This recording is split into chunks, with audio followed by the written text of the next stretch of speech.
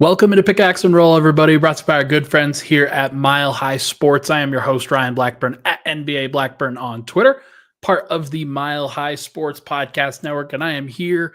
I am excited. Got a little bit of sleep in between my two appearances on Mile High Sports over the course of today.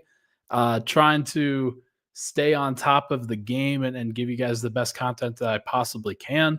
But I knew I needed to give myself a couple hours. So bear with me on this one. I might slip up and say something dumb.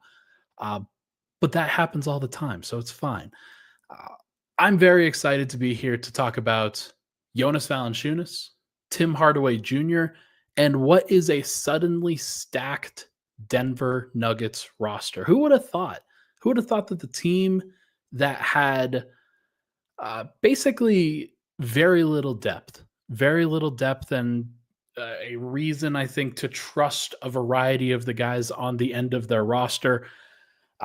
Who would have thought that they would be able to turn this around? Well, as somebody who had been talking about the need to break up the core four, this is the reason why. This is objectively the reason why, because these things that they can do, that they have done, are opened up to them. The opportunities to make this thing happen were opened up to them. Jonas Valanciunas does not become a Denver Nugget unless the Nuggets trade Michael Porter Jr. It's just that simple. Denver did not have the flexibility in order to get this done. Without that deal, there are a couple of ways that they can continue to do that. There's a couple of different machinations. I think they're going to try to fold those trades into a 3-team trade. But for those that don't know, for those that have been living under a rock or just getting the news from me, the Denver Nuggets, after trading Michael Porter Jr. to the Brooklyn Nets, along with a first-round pick for Cam Johnson, they effectively opened up flexibility for themselves. There's a couple of ways that they could have done it. They can do it as a couple of separate deals. It would hard cap them at the first apron. What they're going to probably do is fold that into another trade that they just did. The terms of the trade with the Sacramento Kings: Jonas Valanciunas for Dario Saric. Incredible bit of business from the Denver Nuggets for a variety of reasons. The most important is that they took a team in Sacramento that was a lot like them before trading Porter. They took a team in Sacramento and said, hey, you guys need financial flexibility. We would like to upgrade our backup center position. Let's try to figure something out. And ultimately, Denver did a good bit of business there with the Sacramento Kings and basically said, hey, we think that Dario Saric is going to be asking for a buyout. Think he's going to be going overseas. You guys might even be able to get more savings from him than just the difference between his and Jonas Valanciunas' contract. And I think the Kings jumped on that. I think they really did. I think they thought that that was within the purview for what they wanted. They were thinking about trading Malik Monk, the Kings were. Basically because they knew they needed to create some space for what they were trying to do, which was sign Dennis Schroeder. They signed him. They got that done. And the only reason they got it done was because of Denver. So that is why really good piece of business, really good piece of GMing from the Nuggets, from John Wallace and from Ben Tenzer especially. Those guys did a great job with this. In terms of the upgrade, here are the two numbers to know.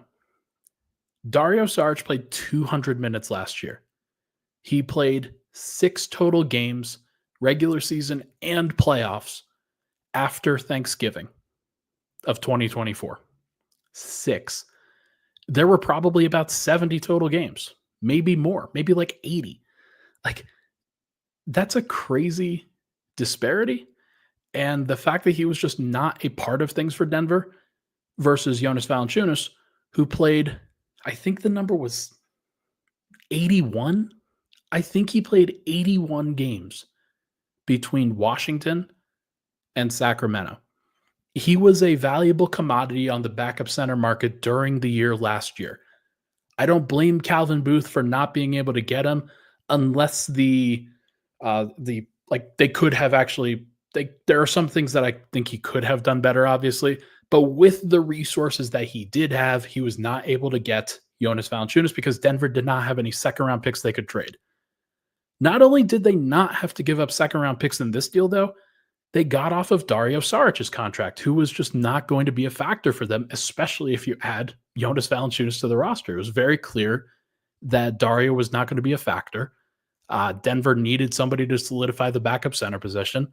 And I think people, while there are going to be a lot of folks that think that Jonas Valanciunas is kind of the pressure point on Denver's rotation, maybe he's a weak link in some cases. Maybe he's not quick enough on the perimeter.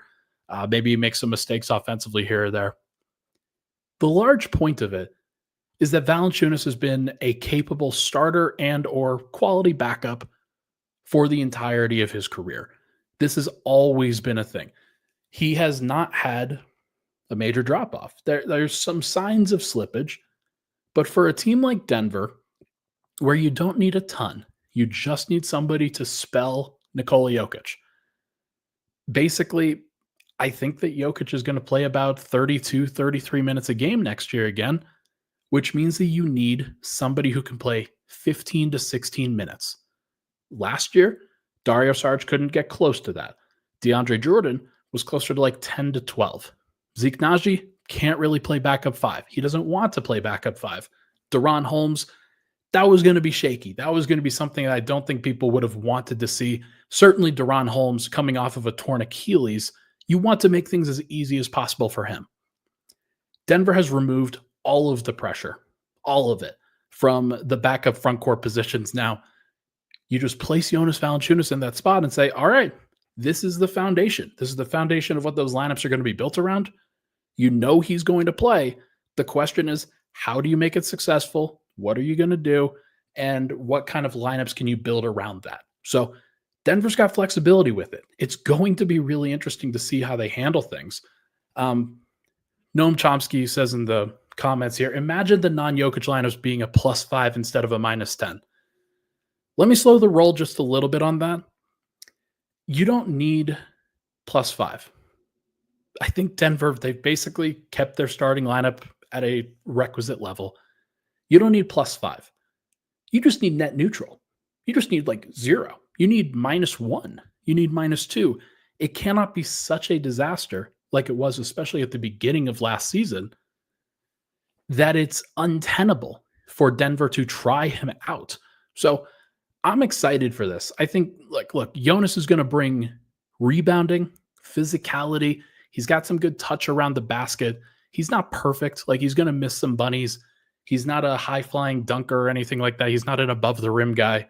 He's also not a true floor spacer. I talked about him on Locked On as somebody who can take some threes. Not really. Like, there's at least, certainly not last year. He didn't do that. There is some potential for him to try to do that.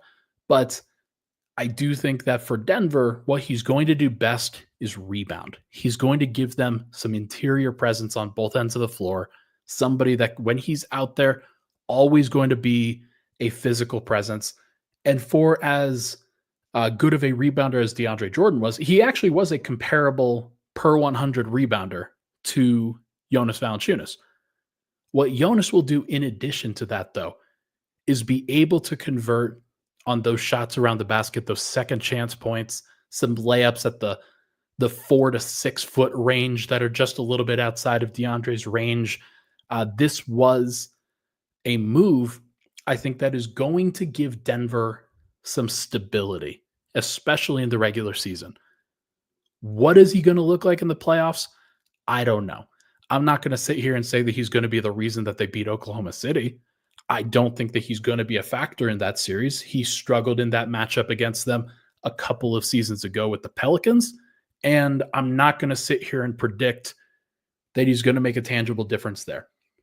That is not his job. That is not the requirement here. He is to help Denver get through the regular season, to keep Jokic's minutes down, and to restrict as much of that burden off of Jokic as possible. So whatever he can do there, it will be additive, because the Nuggets did not have a center last year that was actually removing the burden from Nikola Jokic. He averaged 36.7 minutes per game last year on like 70 games, somewhere in that range.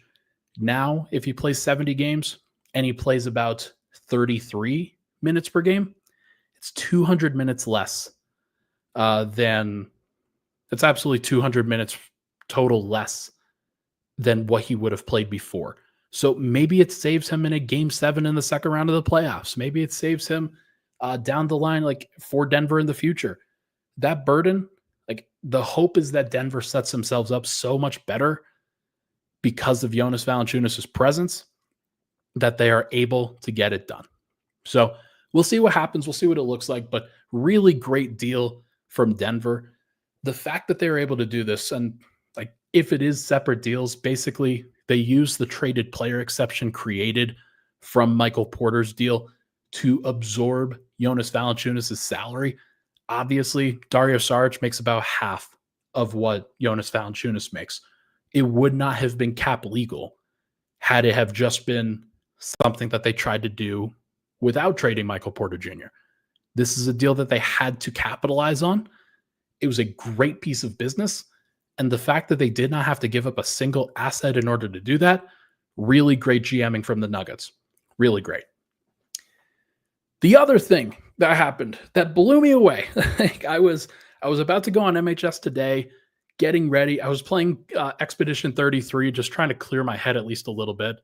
And then I get this notification, this darn notification from Shams Charania that says, hey, the Nuggets have signed Tim Hardaway Jr. to a 1-year deal. And I could not believe it, because why would anybody have expected Denver to go get another guy like that?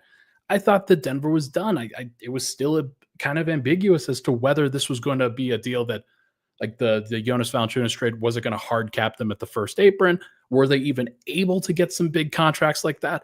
I have no idea. And then I looked down and I saw, okay, guess Denver's really going for it. So Tim Hardaway Jr., people don't recognize this. And I think this is a really, really big deal. Tim Hardaway Jr. last year played 77 games and averaged 28 minutes per game. Let me say that again. 77 games, 28 minutes per game for a team that made it to the second round. He played over 2,100 minutes.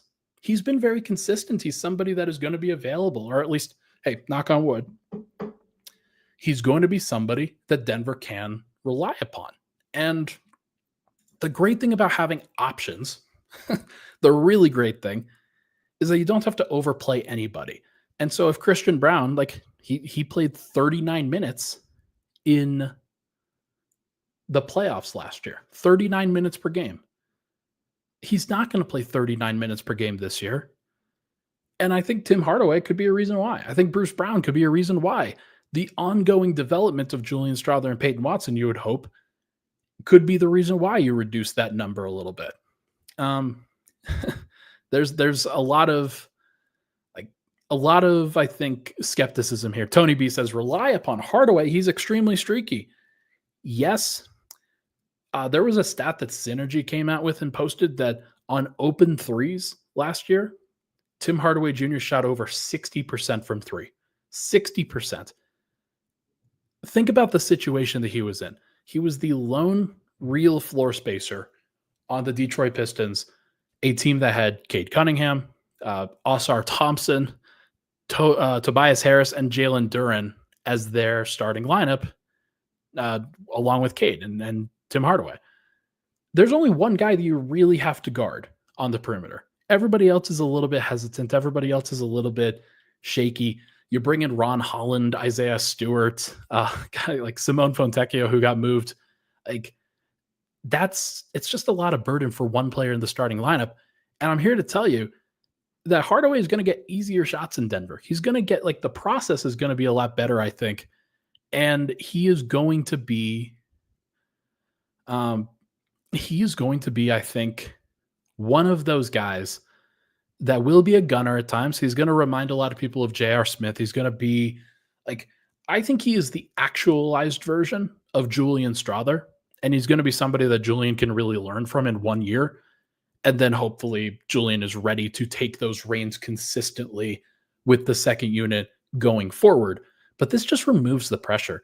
I'm not sure if Because I remember the Justin Holiday signing kind of like this. This is equivalent to Justin Holiday.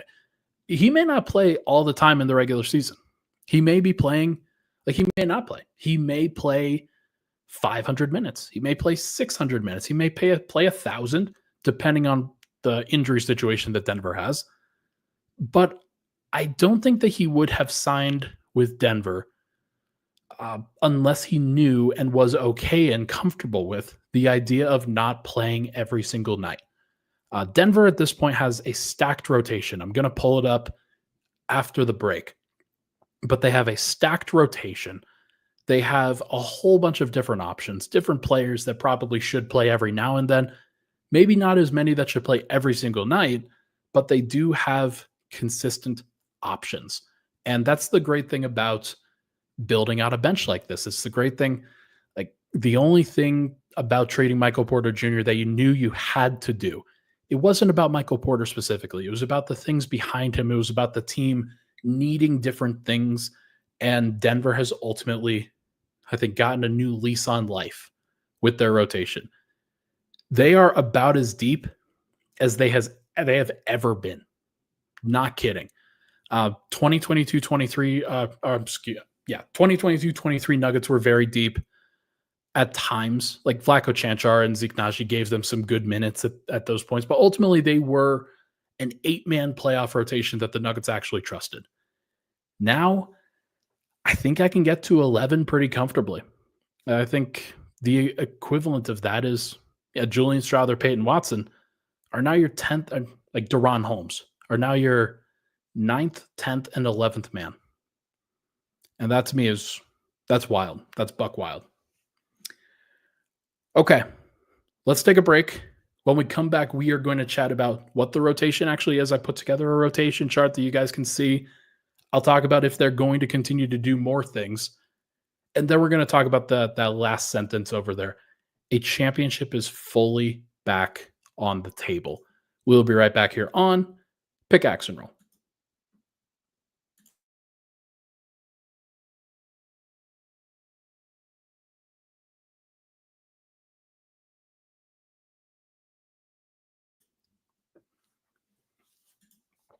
Back at it, Pickaxe and Roll. Thank you so much for tuning into the show. Hit that like button, hit that subscribe button. Would really, really appreciate it.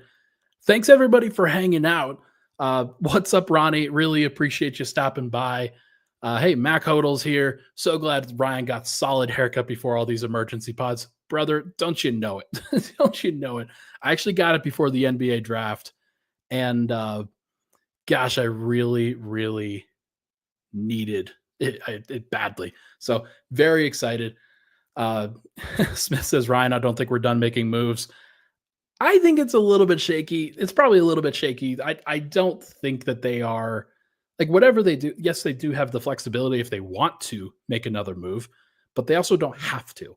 And that to me is a great position for them to be in. Him says, Ryan, pencil in 61 wins for the Nuggets. LOL. Very close. Very close. I do think that if there is another team that could get to 60 wins this year in the Western Conference, it's no longer the Houston Rockets. It's the Denver Nuggets. OKC, I think, is still capable of doing that. But let's talk about it. Let's talk about why. Let me pull up the rotation chart that I put together. As you can see, if you are watching along, Denver has 14 full-time roster spots up there. They are missing a 15th man. They may not get a 15th man. There's at least a world to me where Denver does not sign a 15th player. I don't know what they're ultimately going to look for, but they have the flexibility. If they want to add somebody, they certainly can. They have the taxpayer mid-level available to them. They could also use that as a buyout option. They do not have to necessarily use all of it now either. Like they could give somebody a $3 million contract and then have $2.7 million to float in a buyout situation, that which would be more than the minimum. It would be more than a lot of teams could offer to a player. So would be very interesting to see. But the long and short of it, and obviously Denver still has, actually there's one extra blue section there for the two-way contracts, but Um, the long and short of it is that I have a 10-man rotation right now. Actually, here, him is asks, Ryan, do they still have the full MLE? No, they do not. Uh, let me pull this up for context. They do not have the full MLE. They have the mini MLE that they have available to them. The big reason why, in order to use the full mid-level exception, you can use part of like you can use part. And if Denver wanted to stay under the first apron, they can. Actually, no, I think because Bobby Marks said that they incurred the first apron already. So they are in the first apron because they used uh, basically what they've done. They're operating as a first apron team. Even if they make this a 3-team trade, they are not hard capped, but they have to be, or they're operating as a first apron team as a result. So they have the mini MLE. And if you look at the bottom of the screen, Denver has the super tax apron space, the second apron space of $14.7 million. So that's not all that they can spend up to. They can only spend the $5.7 million taxpayer mid-level. I'm not even sure they're going to do that. You look at the free agents that are out there, and I'm just not sure that there's a whole bunch of guys that make a big difference. Especially guys that would also want a guarantee that they are going to play every single night.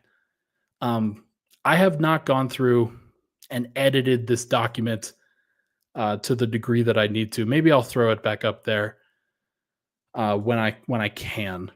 This free agent chart. I'll keep talking while I do it, while I keep manipulating it. But there's not a lot of guys out there that I think Denver is going to be super interested in for a variety of reasons. They've already added the 3-and-D names that you're hoping for in terms of Tim Hardaway Jr. and Cam Johnson. They've turned some pretty impressive work there. But guys like Al Horford, probably not super interested in coming to Denver at this point without knowing that he's going to at least have a role of some sort. Maybe you could get back Russell Westbrook. Maybe that's a name that should be a little bit more considered now, but he has to be comfortable with not playing every night. And I'm just not sure that he is really comfortable with that at the circumstance. Malcolm Brogdon, kind of same thing. I think if it were up to me, I would probably go for somebody more like Dante Exum or DeLon Wright or maybe even Monte Morris if you're looking for a true point guard backup. If you're looking for a different position, DeAnthony Melton is obviously somebody that I've talked about before, but I'm not sure that they need that skill set anymore. Maybe if you want to add another center, somebody like Larry Nance Jr. for the minimum would be a reasonable get. But I just don't see the name to really use that taxpayer mid-level for that would be very excited to come to Denver. Let me just get this in the document here real quick so you guys can see what I'm talking about. There are probably some issues with what I have put out there. There was an idea that I threw away.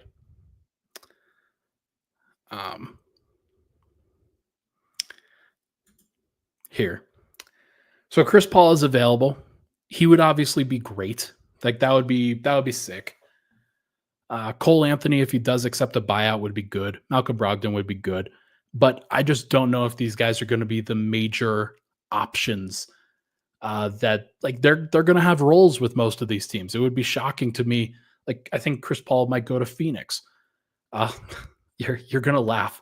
There was a world where Denver just trades Jamal Murray for LeBron and then adds Chris Paul on the minimum or on a taxpayer mid-level, and they just run it with with LeBron, Jokic, Chris Paul, and the mix that they already have. That would be insane. I don't think that they're going to do that, obviously. I think that the plan is to have this like core group together. That would be shocking if they were to do something like that. That would be that crazy. But as I talked about previously, you look at the LeBron James market, and I'm just not sure that there is a great fit there outside of maybe New York or Cleveland or Denver.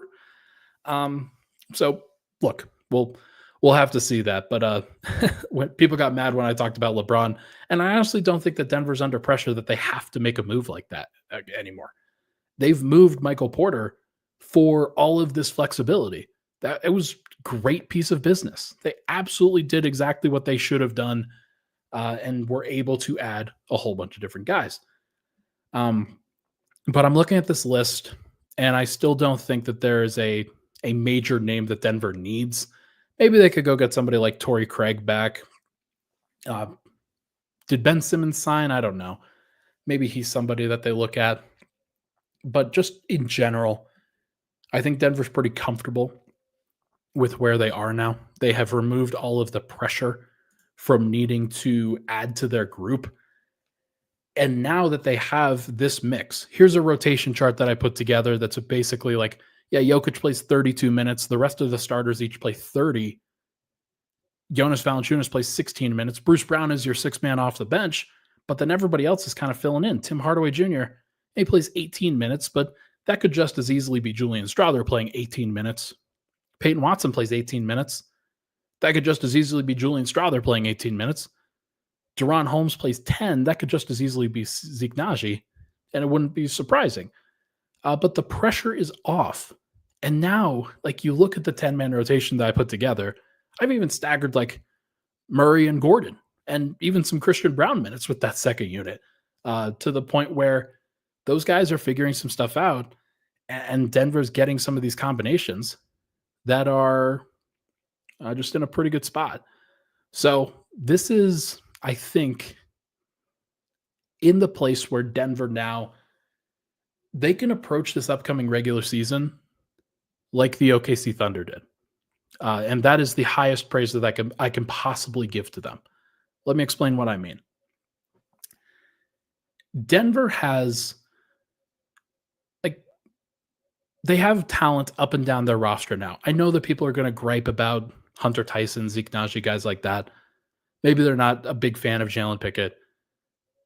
But just in general, if Denver's having those guys play smaller roles, if those guys are not being asked to do anything crazy, all the Nuggets have to do is get through the regular season, build up some confidence with the group that they have, mix and match some different things, and do everything you need to do to win some regular season games, go through the process, actually like feel out the process and understand what it's like. You have to use the regular season in order to win a championship. That is something that the Nuggets have not done each of the past two seasons. I do think that 2024 was basically about repeat, repeat, repeat. Get back to this place, get back to this place. But I don't think that they did the detail work, especially with their second unit, that they needed to do in order to replace Bruce Brown. And then in 2025, all bets were off. Denver they were working from behind. They started the season really slowly. Guys got hurt. Aaron Gordon was out. And then when Aaron Gordon got back, Jamal Murray got hurt. And then when Jamal Murray came back, Nikola Jokic got hurt. And Denver just had a lot of guys that were out and they never developed chemistry. And Russell Westbrook never like fully figured out exactly what he needed to do. And the Nuggets never fully figured him out. So they also, I think that Peyton Watson kind of stagnated a little bit. I think Julian Strawther did some things, but also per like a lot of the advanced metrics, he was one of the worst players in basketball. So Denver did not have the depth that they needed. They did not have the mix that they needed each of the last 2 years. Now they do. Now they clearly do, in my opinion. This is a group that is going to be comfortable from the get-go. Cam Johnson, while he will have to adjust to certain things, is a very cerebral player. He's a guy who, with the Phoenix Suns, will play a very similar role to what he's playing now. With the Brooklyn Nets, he developed his skills. He's now, I think, in a better position to play the role player role that he's going to space things out, to give Denver the flexibility to operate in the middle that they need. I think he's going to help them on the defensive end, at least a little bit more than Porter did. And then off the bench, you have like the best comparison I can give is OKC. I think that OKC's bench was better than what Denver's is now, But you can just go line by line and basically say, okay, Alex Caruso, Denver's got their Alex Caruso and Bruce Brown. They have their guy who's kind of the mix it up player, your Swiss Army knife. Bruce might be a better shooter than Alex Caruso is. Caruso's a better defender. He's the best defender on the perimeter for all guards in the NBA, in my opinion. But just in general, like Jalen Williams, big Jalen Williams, the Nuggets now have their own center to kind of match up with that. Aaron Wiggins, Cason Wallace, the Nuggets now have Peyton Watson, Tim Hardaway Jr., and Julian Strawther. Like they've got different players that they can throw out there for these different situations, just like OKC did. Indiana, very similar situation as well, where they had 10, 11, 12 guys you felt pretty comfortable could play. I'm pretty comfortable saying that the Nuggets are a better team than they were back in 2023. This is a better mix. Is Murray going to be at the same level? Maybe not. Is Aaron Gordon going to be quite at the same level? He'll be a little bit different. I'm not sure if he's going to be worse. I don't think he's going to be better.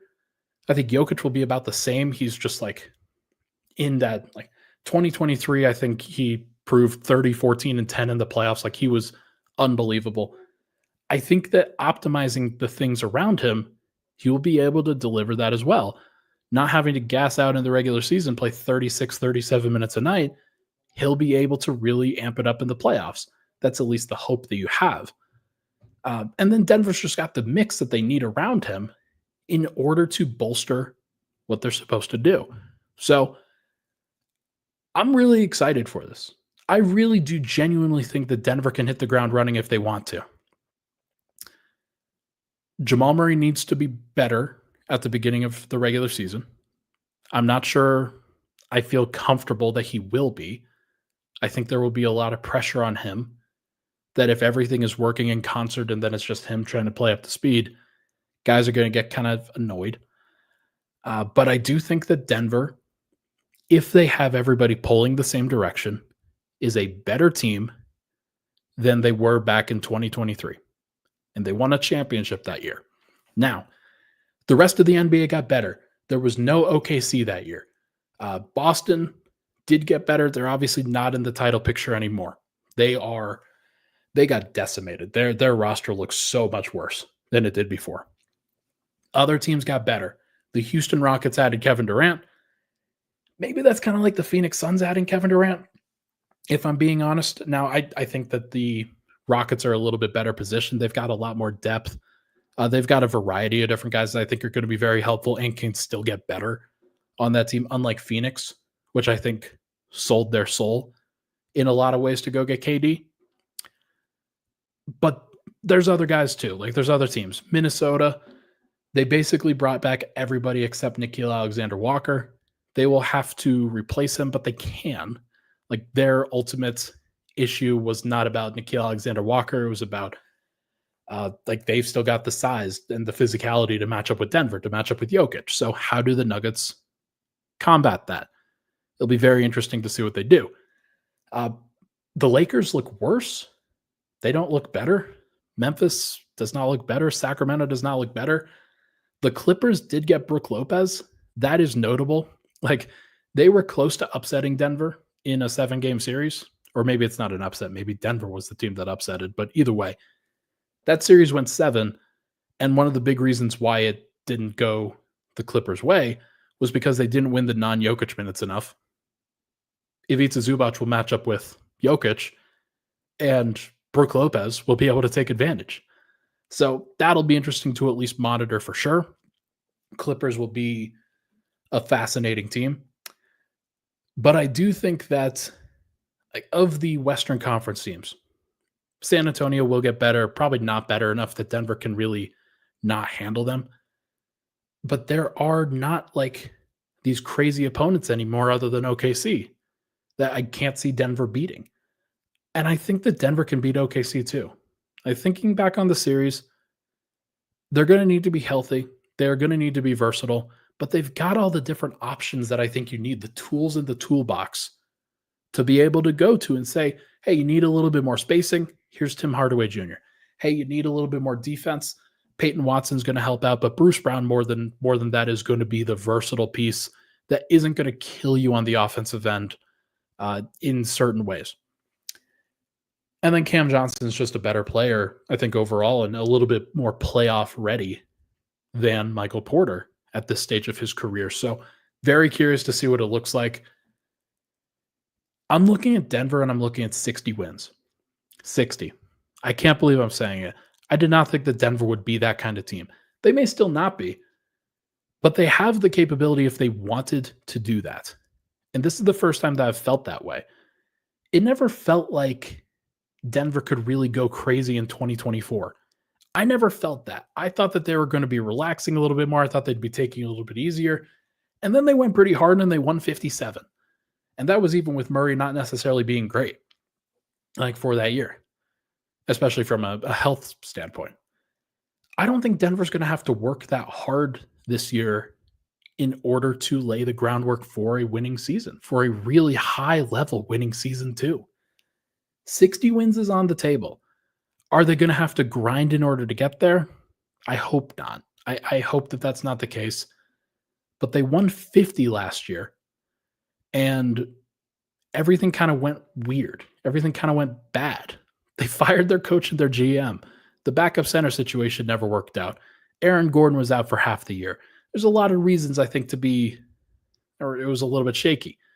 Now, if everybody can kind of get that reset on life, I think that there is a serious world where Denver gets back to playing serious basketball again in the regular season.